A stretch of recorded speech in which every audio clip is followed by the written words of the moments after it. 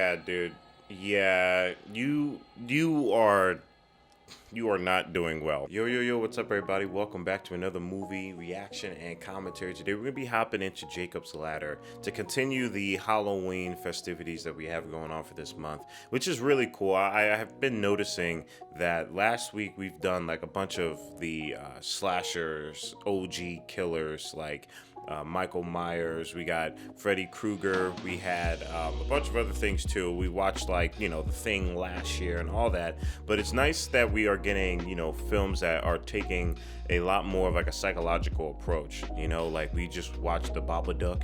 I would even consider Coraline being, a part of that. It's cool that horror is able to stretch upon multiple different films in its own ways, and I think that's because of where horror lies within a lot of people. Obviously there's fears, there's phobias, but there's also the psychological nature of horror and storytelling and movies, and just being able to capture that as artists and as people who are able to tell stories is a powerful thing. So I just want to say that before we hop into this one, that it's really cool seeing the different styles of horror, how they're being portrayed, and literally just looking at them from all angles. I would even consider, obviously we witnessed some Alfred Hitchcock work. We saw like The Birds, but that was, not only just horror, but that was also just psychedelic, and it's psychological with its storytelling as well too. Just a lot of surrealism and almost cosmic as well too. We saw a little bit of that with Vertigo, which isn't even horror, I would say, but more along like a mystery suspense. However, it does play along with dreams and nightmares and surrealism, which I think can add towards a horror effect. So I think this is really cool that we're witnessing a bunch of films that are vastly different from one another, different decades, different time periods, that are executing horror and suspense and elements of that so well together. So I'm excited to continue that. I'm excited to jump into Jacob's Ladder. This has been a film that was previously on the poll like last year as well, but unfortunately did not make the cut. So I'm excited that we are hopping into this now. It was so close to winning, I believe, last year. So again, if you guys want to be a part of the Patreon poll and all that good stuff, it's really dope over there. If you're wondering where we're getting all these films and how we're watching all this, it's definitely over there. The Patreon are the ones that are recommending me these films and allowing me to dissect them and to analyze them and watch them for the first time. So that's pretty cool. If you want to be a part of that, you can. You guys know what to do. Check out the Patreon. It is the best way to support your boy. You can also support the channel by leaving a like, comment, and subscribe if you haven't already. And at the end of the day, you don't really have to do any of that, for real. Just sit back, relax, get your popcorn and snacks, depending on what type of film this is. It may not be a good idea. So don't quote me on that, even though I say it all the time. Don't quote me on this one, as we hop right into Jacob's Ladder. As always, guys, if you want to be able to watch and hear all that I have to say about this film, maybe your favorite part isn't in the YouTube edit, definitely check out the Patreon link below. You can sync up your copy of the film next to mine, and you have a blast.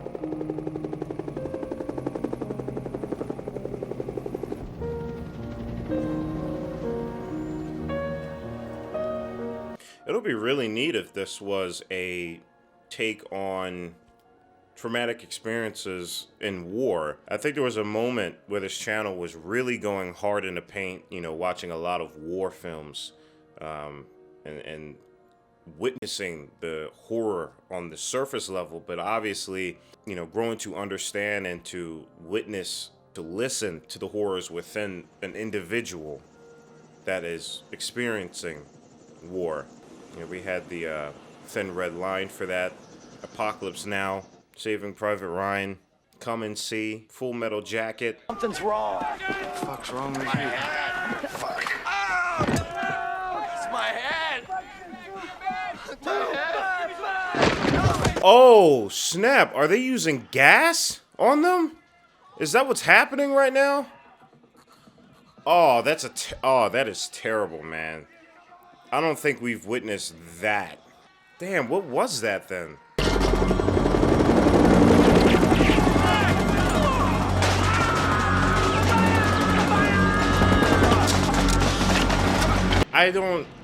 But that doesn't make any sense. It depends on who they're fighting, and if this is going by accuracy, I don't think the other side had chemicals like that. So I'm already like, did they like did the United States drop their own chemicals on them? Whether if it's like by accident or on purpose, because I don't think the other side had weapons like that. This is crazy, man. Oh my goodness.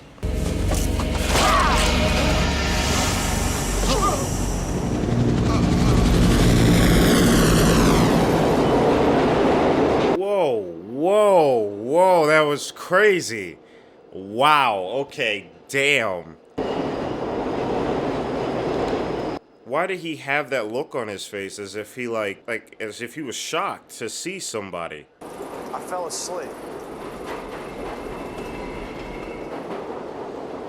Okay, this is either super freaking weird and never take this train again, or there is a very supernatural, surreal element. And the only reason why I can say that is because of, just the way he woke up on the train.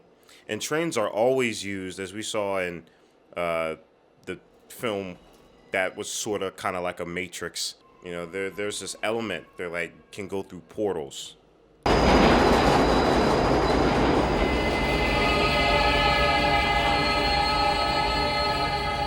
Oh yeah, dude. Yeah, you are not doing well. You are not having a good time, man. It definitely seems like he may not be able to get out of this unless he does. I think he did. That was creepy. I love that they used the entire space, the entire atmosphere for that. She regrets the day she set eyes on. I thought she didn't say much. She didn't. That's about all she said. Put your hand in your hip. These two are good. I like their conversations. Attaboy. Attaboy. That I know it didn't seem like I got spooked there, but my soul shook from that one. I don't know. I've been having them recently. You know, you look like an angel, Louis. I was just about to say it with the light glowing.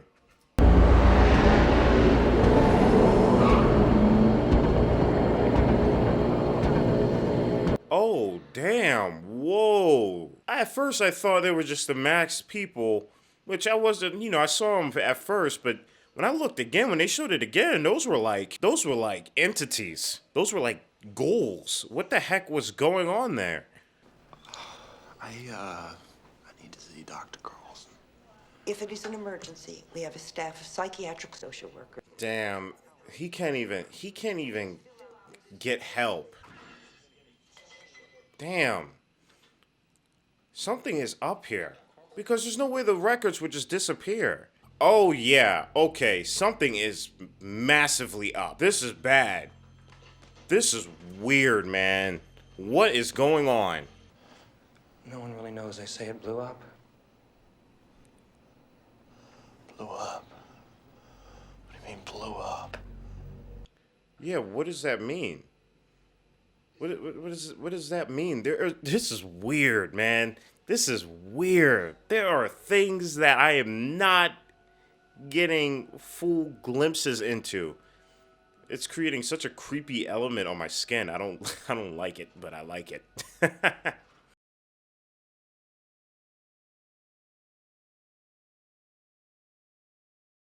All right, I have something in my head. But I'm going to wait a little bit longer. Before I say it, because I think I might know what's probably happening. Because this is crazy, man.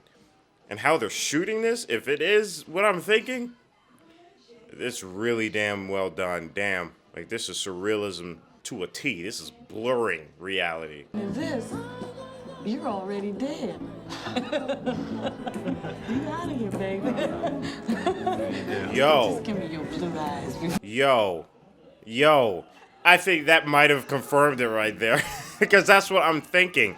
I think this guy is already dead. I think when he got stabbed in the chest, he either died or is currently dying and his life is flashing before his eyes. That's the only way I can explain any of the things that have just been happening. Because those were way too strong to just be, obviously, like, PTSD. Because there are elements that are happening that transform the entire scene, like the space, not just, an element within it. I shouldn't be, like, completely wrong. That'd be cool, though, right? That'd be really cool. But what I'm also enjoying what they're showing is that, people who come back from experiences like that, or anybody who has witnessed traumatic experiences, being able to socialize and trying to be within the collective normal is immensely difficult. Come on, Jake. Come on, get him in.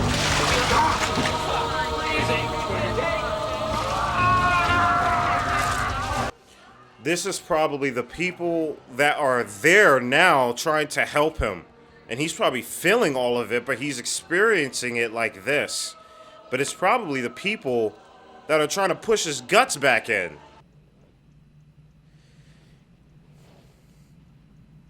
This type of horror is just otherworldly because you can't really escape it. Like, how do you escape your brain without obviously turning it off? Which is, I think, what's happening here. Like, he's trying not to turn it off. Fire. I was burning from ice. Sounds like he was in hell. What if Jacob's Ladder is similar to Dante's Inferno?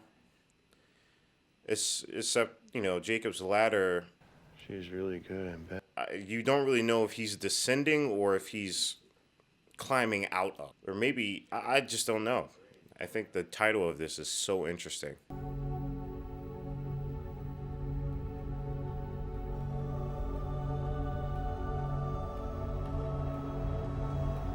Wow, I love this shot.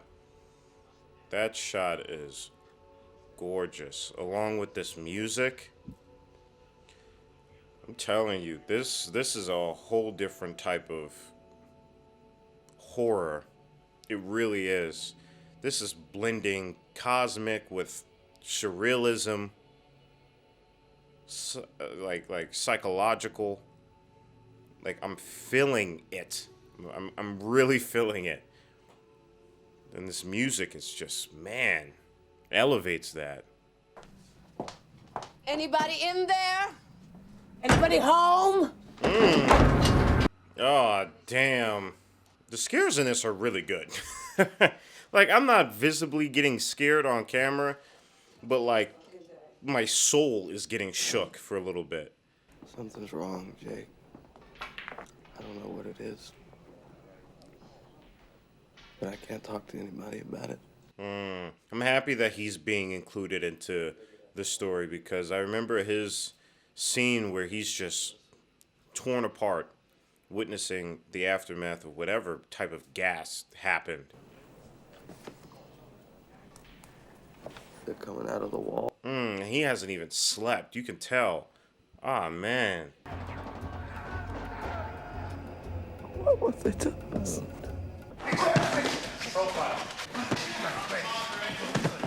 Are the people that are following him, would they be like United States secret agents?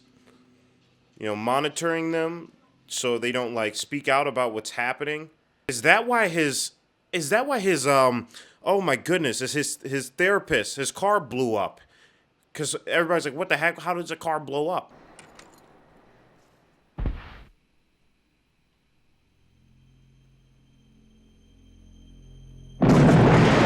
Oh my goodness, man.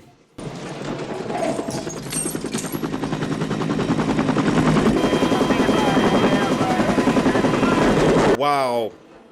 Yo, this film is crazy. This film is insane. I was clicking that in as soon as that happened. That was insane, dude.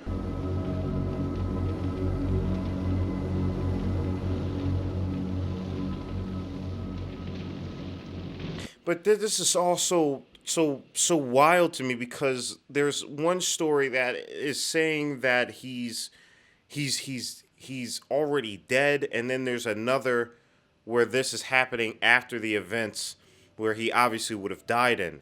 So I'm trying to figure out like what's in between that, because I feel like both are true, but obviously they can't be true. Yes, you know what I mean? Yeah, I know what you mean. That's why we're here. We think you can help us. Am I Perry Mason? See what I'm saying? Just the unfortunate truth that no one is able to help them. And that's just on a surface level. It gets even more hopeless when you dive into each and every individual and what they're experiencing. Things happen. What does that mean? I thought we were gonna do something, Frank. It's nothing to do, Jake. You know, this is really interesting because if I'm still running with the theory that he's dying or he's already dead, then these are conversations, all of it, that's happening here with himself, which puts a lot of things into perspective.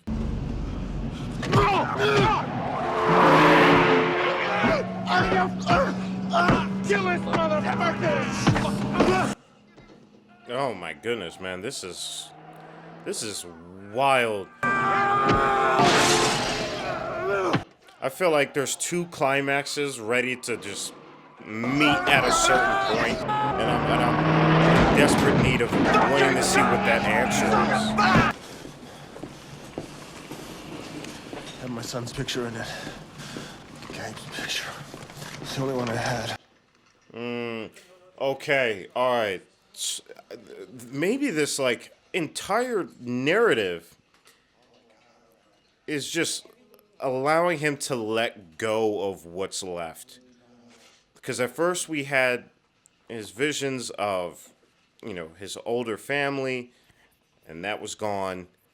Then we have, you know, his friends that he went to Nam with, and now they've gone. So now I'm trying to figure out what's left. What is left for him to leave behind? And the last thing I can think of is himself. And obviously just where this freaking journey is going, I think that might be it. This is extremely sketchy. Like I said, it feels like two climaxes are about to meet right here.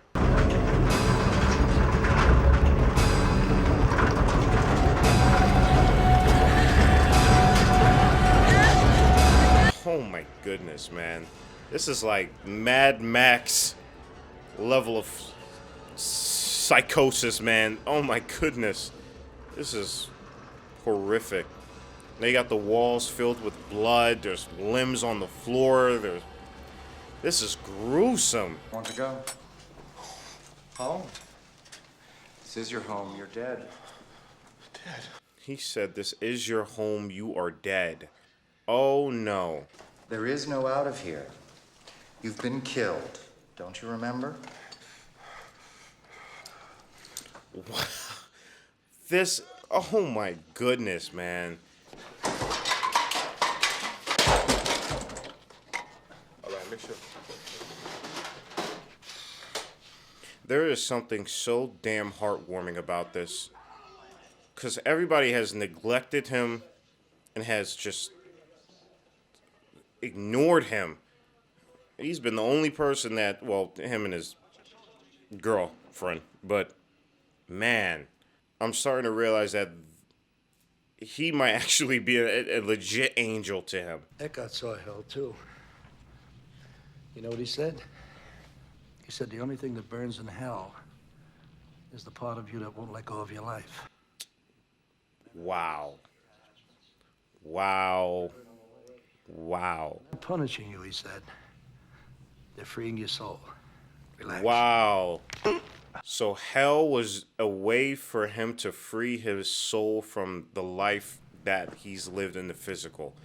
So he's dead. But he just, this entire process was to lose and to leave all of this. If you've made your peace, then the devils are really angels, freeing you from the earth. It's just a matter of how you look at it, that's all. Wow. That, yo, my mind got blown a little bit there. Damn, that's deep. Attaboy. And then we have these, the paddings right here, the scents that are happening. I might as well call them holy scents. Okay. How will I know you? You already know me, Jacob. I do? Yes. Just listen, make sure you're not followed, okay? All right. That was probably the guy who saved him when they were about to get into that car and his friend got blown up. That's probably who that guy is. Or it could all be just a trick. Most powerful thing I ever saw. Even a bad trip, and believe me, I've had my share, do not compare to the fury of the ladder. Golly, the fury of the ladder. And that's where Jacob's ladder comes from. And we fed them huge doses of the stuff, man. I mean, they were worse than the monkeys, you know? I didn't know men could do those things. God, man. This movie does a phenomenal job at painting the picture without showing you. My goodness, man. Remember that night?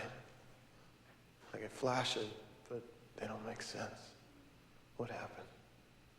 Was there an offensive? Yeah. They killed each other. Did they kill each other? Oh my goodness. They attacked each other. You killed each other. Wow. Wow, man. This film just gets deeper and deeper and deeper. Oh my goodness.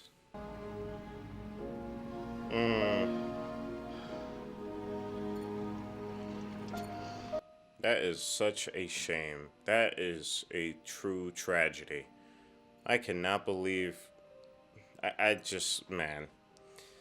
This story was way crazier than I could have ever imagined. Made your peace. Then the devils are really angels, freeing you from the earth. I'm happy they went back to that line. That line is crazy deep. That line is crazy deep.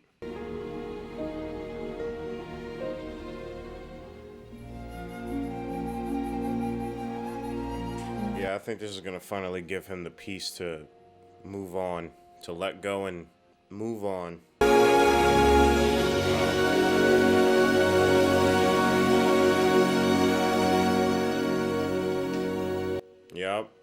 Yep. That whole thing happened while he was dying. That is crazy. That's crazy. That is...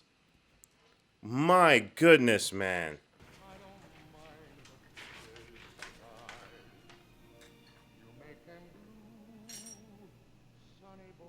Wow.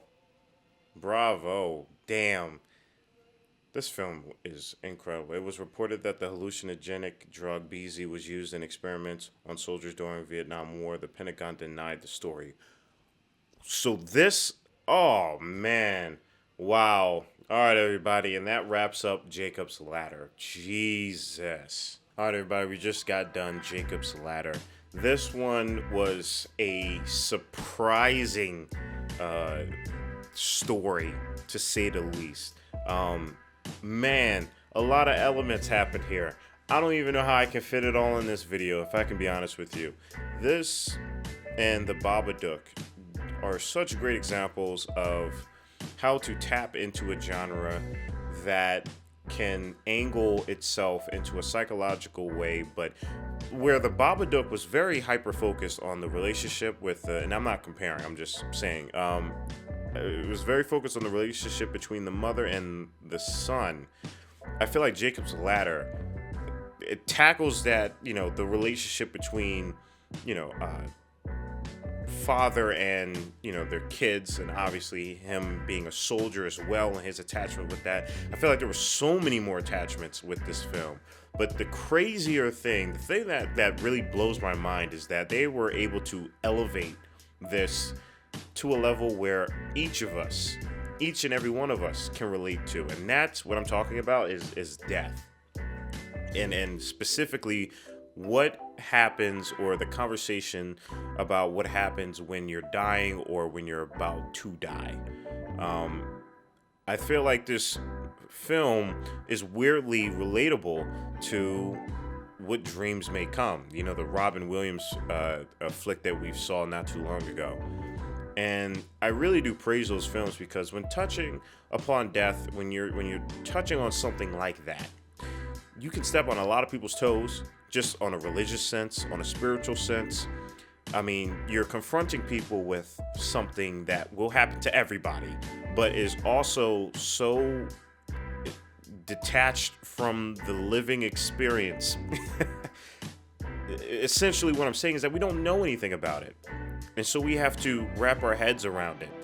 I love that they use that element of just, as a way to explain the bending of time and the implements of surrealism. But man, what really got me was the relationship between him and his therapist, or his physical therapist. And just seeing the conversation and witnessing the conversation take life during the I don't even know what to say, what to call that present frame that we were in. This is deep. This is really deep. But the one quote that really does stick with me is, if you are holding on to things, then, obviously the entities that are trying to, release your grip from the things that you're holding on to, they're going to appear as devils. Anything that's trying to, relieve you of something that gives you comfort is going to seem like an enemy. But man, what I really love is that if you made peace with that and you've truly accepted and found the will to move on, whether that's in life or after, then these devils aren't devils anymore, they're angels. And man, that hit me way more than I think I was able to properly give it credit for. It was just it like that alone was just phenomenal. Now, obviously, when we're talking about the filmmaking, I feel like the filmmaking was brilliant. It was so good. I was just so wrapped up within the larger elements that they were trying to talk about. Now the filmmaking, in terms of like obviously like the writing and everything like that, to be able to construct a story like this is unbelievable. It's already crazy enough that you're dealing with PTSD, that you're dealing with neglect, you're dealing with just horrific images of this. I mean, my goodness, you guys can let me know, like, if this triggered anybody, watching this. This went to places that not even First Blood went to, and honestly, not even a lot of other films like Saving Private Ryan. I feel like this one went so deep into the psychological warfare of it, that it went cosmic, it went existential, and that's something that a lot of people don't know how to go and showcase, because how do you do that? You really have to understand your story, and you really have to understand what it is that you are trying to get across. And I feel like despite all the craziness that happened in this film, and a lot of stuff has happened in this film, the one thing that I remember is the words that I just recited. I think that is probably the greatest thing, to take away from this film, at least in my eyes, because you can talk forever about the filmmaking and the writing and all of this, but man, what I really loved that this film threw at me was the existential element, the element that goes beyond that of the film, and it questions you, and it questions, how do you feel about this? How will you chew this now after watching it? I really do got to give it up for that. That was incredibly impressive and such a brilliant story. I would love your thoughts on it as always, guys. Like I said, I gotta recommend the full link to this. I'm not gonna be able to put everything that I love about this film on the YouTube edit. So guys, you guys know where to do or where to find it. Like always, guys, stay healthy and stay hydrated, because we are just getting started. Purple jacket, pocket full of weed. Everything that I should ever need. Grab some matches cause they give them free. Just like my time. Hair pulled back in the backseat.